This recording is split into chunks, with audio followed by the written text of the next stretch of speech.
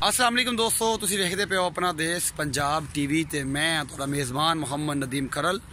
सब तो पहले अपने चैनल नूं करो सबसक्राइब ते बैल आइकन दा बटन दबाओ कि मेरी हर आने वाली नवी वीडियो तुहाडे तक पहुँच सके।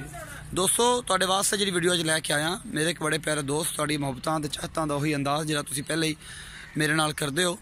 बेहद शुक्रगुजार हाँ सारे उन्हां दोस्तां दा जिहड़ा इन्ना एतमाद करके इन्ने पैसे मेरे अकाउंट च भेज दिंदे हो। जनाब अज तो कुछ हफ्ता पहले मैं एक वीडियो पाई सी 2 मझां दी ते एक गां दी, उहदे विच 2 मझां है जनाब वो विक गई सन।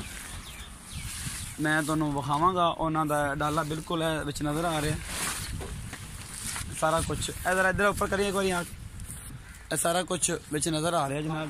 यह 2 मझां कैमरामैन मैं तुहानूं विखांदा पिया करीब होके। यह 2 मझां सारा कुछ विच तुहानूं नज़र आ रही होनियां ने।